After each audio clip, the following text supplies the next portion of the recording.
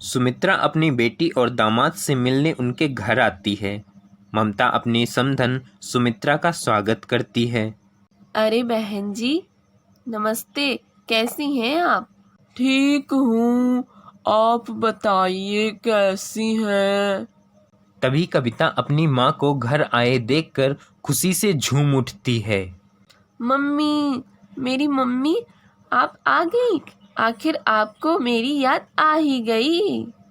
मेरी बेटी, कैसे ना आती तेरी याद।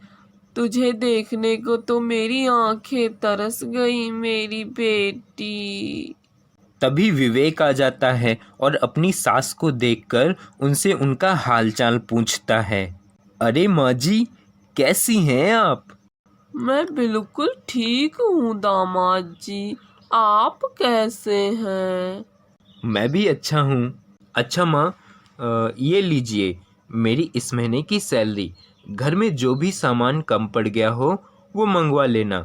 मैं चलता हूँ, मुझे देर हो रही है।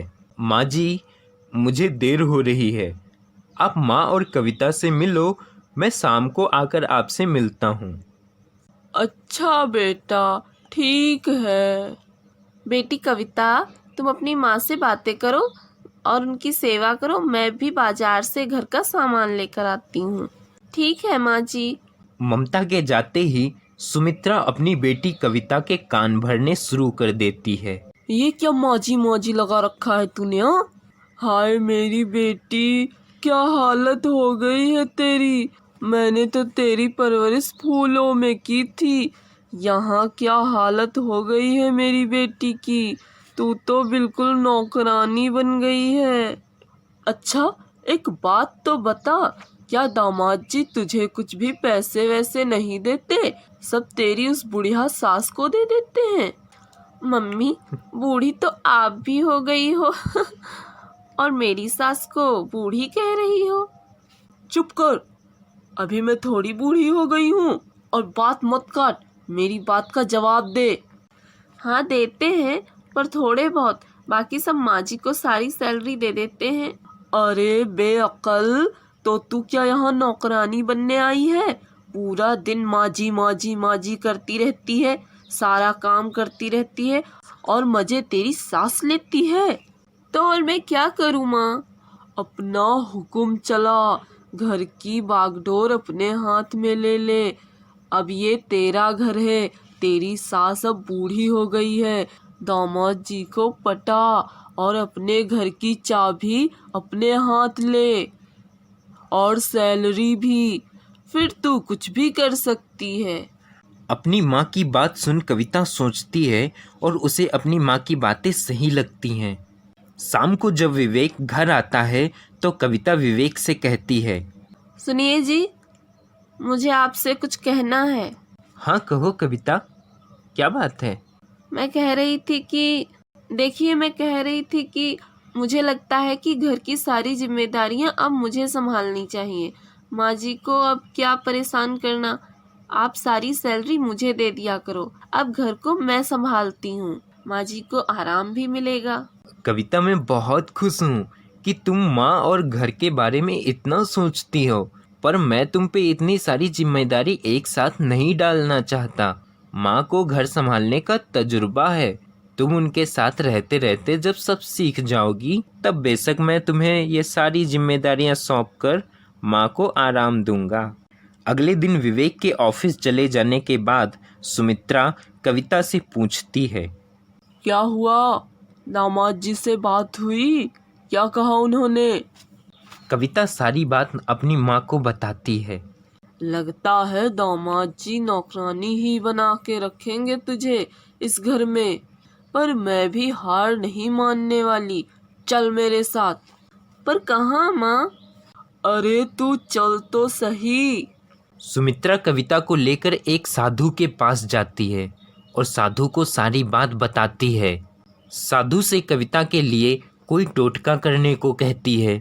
तब साधु कुछ मंत्र पढ़ता है और कविता को एक सिंदूर की डिब्बी देता है और कहता है, ये लो बेटी, मैंने इस सिंदूर में मंत्रों की शक्तियाँ डाल दी हैं। जब भी तू इसे लगाकर अपने पति से कुछ भी कहेगी, तेरा पति तेरी हर बात मानेगा। कविता उस सिंदूर को लेकर घर आ जाती है और रोज उसी सिंदूर को लगाती है और अपनी बातों से विवेक को माँ के खिलाफ भड़काने का काम करती है। कविता के रोज रोज विवेक को माँ जी के खिलाफ भड़काने से विवेक के मन में माँ के प्रति नफरत और गुस्सा भरने लगता है, जिससे विवेक अब माँ से ठीक तरीके से बात भी नहीं करता।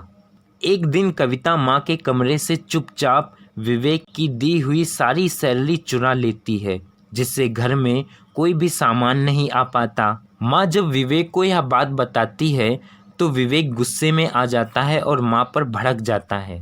माँ, आप इतनी लापरवाह कैसे हो सकती हो? आपने पूरे महीने की सैलरी गंवा दी। आप पर विश्वास करके मैंने कविता को कभी जिम्मेदारी नहीं दी, पर अब मुझे लगता है कि घर की सारी जिम्मेदारी कविता को ही दे देनी होगी। कविता और उसकी माँ सुमित्रा यह सब देखकर बहुत खुश होती हैं। ममता बहुत दुखी होती है, उसे समझ नहीं आता उससे इतनी बड़ी गलती कैसे हो गई। तभी ममता देखती है उसकी बहू अपनी माँ के साथ बाजार से बहुत सारा सामान लाई है। तभी ममता सोचती है, बहू के पास इतने सारे पैसे कहाँ से आए। ममता उन दोनों पर नज़र रखने लगती है। ममता उन दोनों का पीछा करती है और साधु से सिंदूर लेकर पैसे देते हुए देखती है और उनकी सारी बातें सुन लेती है।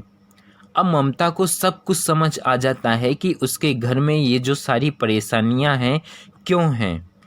ममता विवेक को सारी बात बताती है, पर विवेक माँ की बातों पर यकीन नहीं करता और वह माँ को डांटता है। माँ, आप होश में तो हो?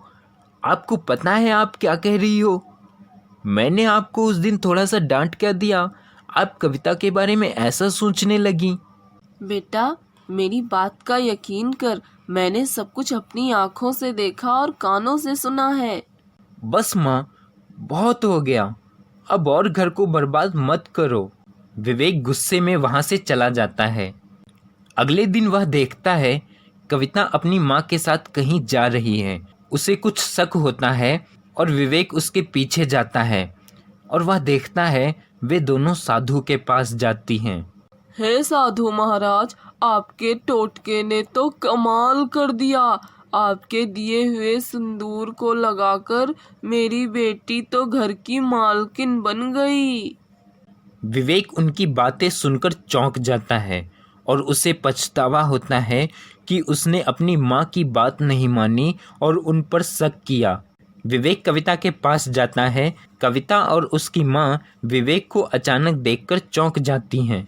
दामाद जी, आप यहाँ? हाँ, मैं।